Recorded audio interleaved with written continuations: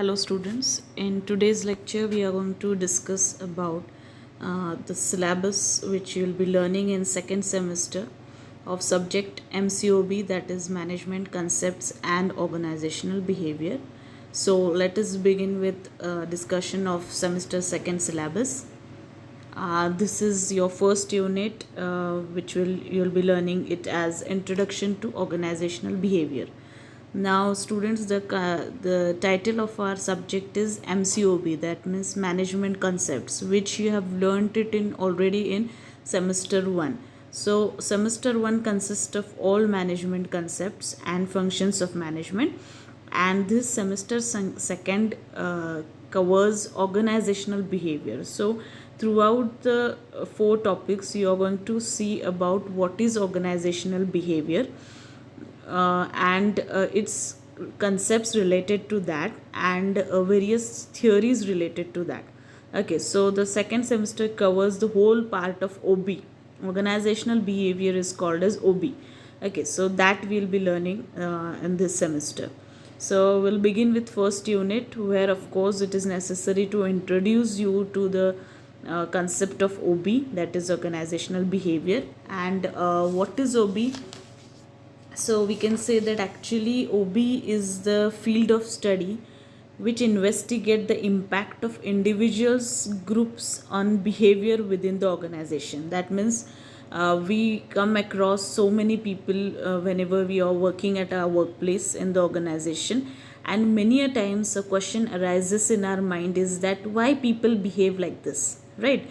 Many a times, even in our personal life also, we meet so many people. We are having our friends, relatives, so many people around us, and several times this question strikes our mind that why people behave like this, right?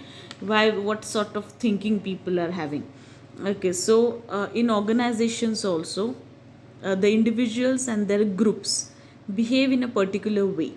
Okay, so why people behave in certain way itself, so understanding the cause of behavior, okay, this we are going to do in organizational behavior, because what we want to do is the intention of the or the objective of any organization is that every organization wants that his its human resource, its employees, its people should behave in a very rational way. They should do their work very wholeheartedly, sincerely. People should give their 100%, right? They should make use of their potential within themselves for the betterment of the organization and achieve the objectives, right? So, and your efficiency should be increased. These are the expectations from the management side. Okay, so when you expect these expectations to be fulfilled from the employees, you must know why people behave like this, why there is a negative behavior of people. Also, not only negative, why people behave positively, what are the reasons behind it.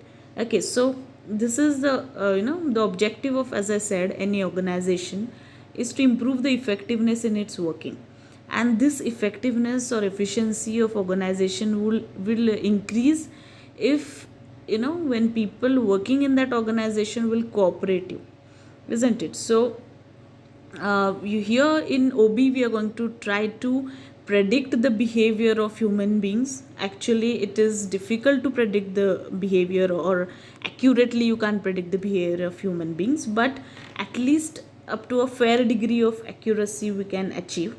Okay, so and human behavior can be skillfully managed in such a way that organization can achieve its objectives more effectively.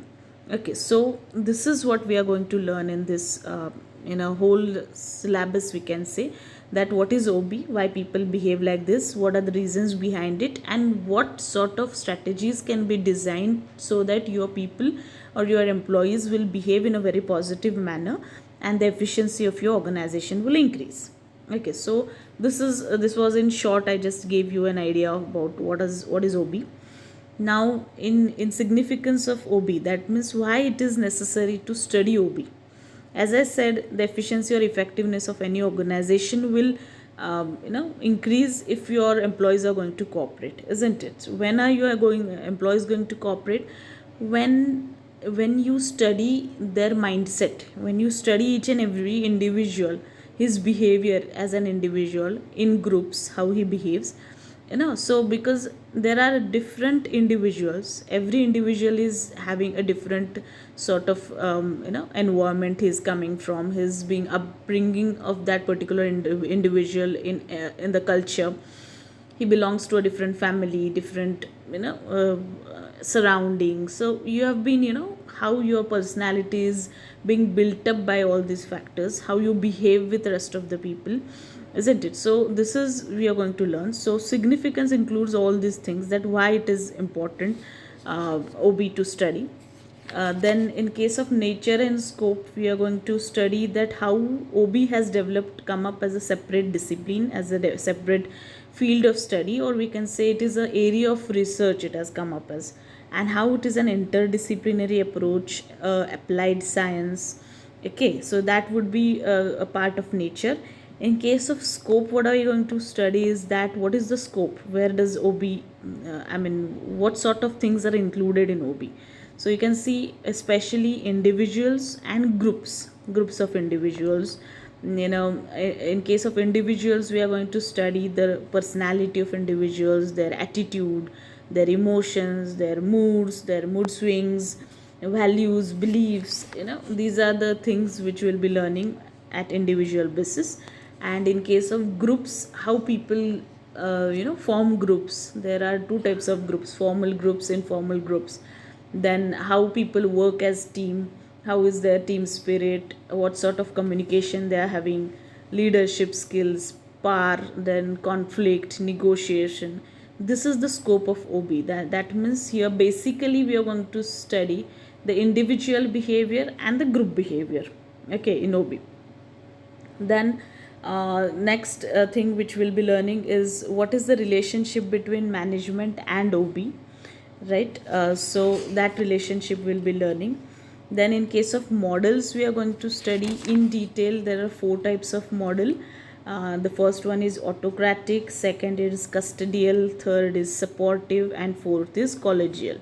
Okay, so what sort of models are designed by designed for the betterment of management? Okay, and the model of OB is actually concerned with the behavior on part of managers at top level. Okay, so the way in which these managers think and approach, and their subordinates, it depends upon what sort of model is being accepted by that manager. Okay, so it is important to understand the nature, importance, and effectiveness of models used by the manager in respect to other models. Okay, so and again, what is model? Model means a framework of how things work, why people work, why people behave like this, what should be done. Okay, so that way how you are going to react to those reactions, that comes under model. Okay, then we are going to study various ethical issues. Business ethics is a part which you have learned it in your third year. So ethical issues regarding OB we are going to specifically learn over here. So what sort of ethical issues means what? So those are the matters involved in management of business which are directly or indirectly concerned with the welfare of human beings. Okay, so it may be ethical issues in decision making, what sort of ethics are to be followed whenever you take decisions. Then ethical issues regarding consumers, regarding your human resource management, your environment, all sorts of issues will be discussed, studied in this concept. And then the next, coming towards the end of first unit, we'll be studying the new topic, new concept like morale. Now, morale means your attitude, especially the attitude of employees towards the organization. Okay, now many a times it happens that people are having a negative attitude. They are having certain kind of complaints, certain kind of conflicts going on in their minds. They are not happy in the work environment. They are having complaints about their superiors, and therefore they are not giving their 100%. Okay, so here what happens when your morale is negative, that means if you are having negative attitude towards the organization, what will happen? it will hamper your performance, it will reduce, it will lower down your performance. Your performance will be declined if you are having low morale or negative morale, you can call it. Okay, so here we are going to study what is morale, how it affects the performance, and what are the signs of low morale. That means how you are going to identify that this particular individual is having a negative or a low morale.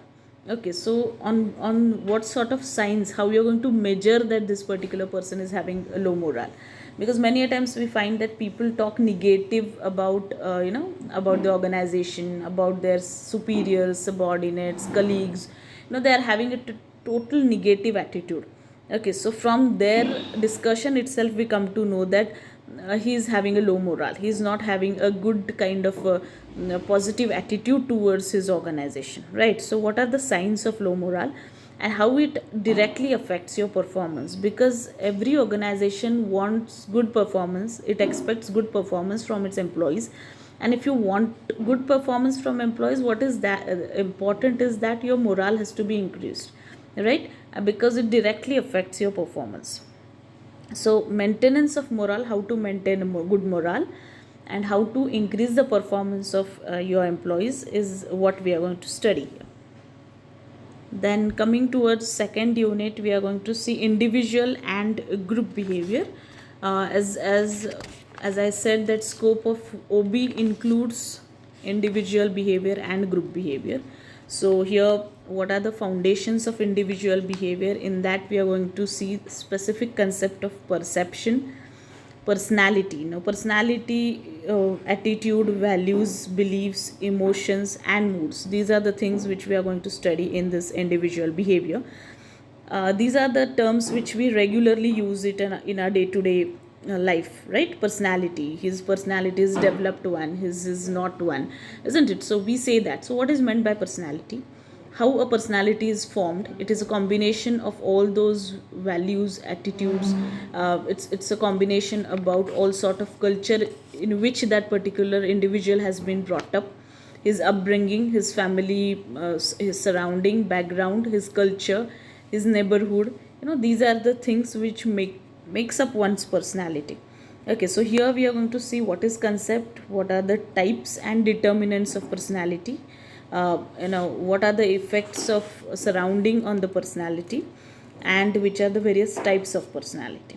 Okay, then in case of emotions and moods, human being is is a factor of production who is having feelings, emotions, moods. We say mood swings, right? Some people are, we come across, or we ourselves as an individual also, we get mood swings, right? We are sometimes in a good mood, sometimes we are in a bad mood. So these, what are those emotions, what are the moods, what is emotional intelligence, that is EI, what is attitude? We generally say, this particular person is having a attitude. So what is attitude? Attitude means your feelings of individual. It is evaluative statement, it reflects in your behavior, or your attitude is reflected in your behavior. Okay, and attitude is a part of your personality. Then we are going to see the concept of values. We generally say that when you look at a person, ideal person in your life, you say that he is a person of values. What is that value? What do you mean by value and beliefs? So these are the things which you will be learning in individual behavior. Then in second unit itself we'll be learning group behavior as well, because this is an important part of OB, where individual and group behavior both should be learned, so that you'll come to know why people behave like this, right? So our objective of any organization is to increase your efficiency, make your people work in a good manner, right? So what are the foundations of group behavior, what is the importance of group, how the groups are formed, what are the types of groups? As I said, there are two types: formal groups, informal groups. Okay, then what is the group development process, right? There's a process, that means there are 5 steps in process of group development. Every group is having its own norms, rules, regulations, intergroup conflicts, right? And factors, group performance factors. So in detail we are going to see what are the factors of group performance, how they affect positively or negatively on the performance of an individual. So this is all, it's quite lengthy topic. We are going to learn in second topic both individual as well as group behavior. Moving towards our third unit, it's about organizational conflict and stress management. Okay, now when more people come together, definitely there are chances that conflicts will take place, isn't it? So conflicts are a part and parcel of any organization. They do happen, you cannot avoid them. So here we are going to see what is conflict, then what is its definition, and what are its types. Now in types we are going to see intrapersonal conflict, that means conflict arising between two person, within the groups, within two groups, within two organizations. So there are various intrapersonal, interpersonal, intragroup, intergroup, and interorganizational conflicts. So 5 types of conflicts we'll be learning here. Then what are the approaches towards the conflict, traditional approach and modern approach. Then functional, defunctional, organizational conflict, and how to resolve the conflict. In case of resolution of conflicts, we are going to see what sort of strategies must be adopted by the organization to solve the various types of conflicts. Interpersonal conflict, it may be a lose-lose strategy, win-win strategy, various types of strategies. Here we are going to learn the various sort of theories given by, or strategies given by certain management thinkers like Johari Window. Okay, so these things, transactional analysis we are going to see, where these are the things, these are the ways how, or these are the strategies how we are going to resolve the conflict, solve the conflict. So this is all about in unit third you'll be learning. In the same unit again we will be learning about stress management. This is also an important topic, where it is, when you learn stress management, it would be useful for you throughout the life, in your personal life as well as your professional life. You are going to see what is stress. Of course, stress is inevitable. Everybody is having stress. You as a student, you have stress about your future, your studies, your examination, your results, so many stress you come across, right? So what is stress? What are the symptoms of stress? That means how to identify that this particular person is under stress, right? So what are the symptoms? In the symptoms differ from individual to individual. Some people might get a headache, some people get badly they sweat because of stress. So the symptoms are variety of symptoms, so you can find out what are those.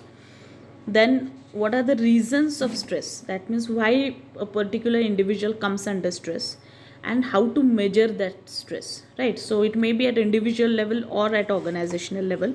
Certain things happen in our individual life, those things bring about, certain events in our life bring about stress. And what are the consequences of stress? Consequences means what are the adverse effect of stress on physical and mental body, how it is going to affect your both physical and mental health. Okay, so that is consequences. And last important part over here is how to manage your stress. Once you know that you are under stress, because as I said, stress is inevitable. Stress is of both type, eustress and distress. Eustress is a positive stress which has to be there, and everybody is having that. And distress is a stress which is very bad for your physical and mental health. Okay, so how to manage that stress? What are the remedies at individual level and at organizational level to make the person stress free? Okay, this is what we'll be learning in stress management. And last, coming towards the fourth unit, we will be having about organizational culture and quality of work life. Now organizational culture means OC. Now OC culture, you know that every family is having its own culture, right? So in the same way, every organization is having its own culture. So what is that culture? How to develop that culture, how to maintain that culture, and how to sustain it. Okay, and how to create it. These are the things which you'll be learning. What are the types of culture? Okay, and what are its functions? And its second part of fourth topic will be dealing with quality of work life. Okay, now what is QWL, or quality of work life? It is the job environment, for people working in organization, where your employees should feel fully satisfied, and they should cooperate you wholeheartedly, and the productivity and profitability of any business should increase because of this satisfaction. So in short, you can say that if your employees are satisfied, then they can give their best. Okay, so here QWL, we are going to see what are the constituents of QWL, why it is necessary, and in Indian context, we are going to study it in respect of that. Okay, so this was all about our syllabus of second semester. Quite interesting syllabus we are having because you are learning about human behavior, why people behave like this. The answer you are going to get it. So the interesting concepts we are going to study in this semester. So with this, we'll stop with today's lecture. Thank you.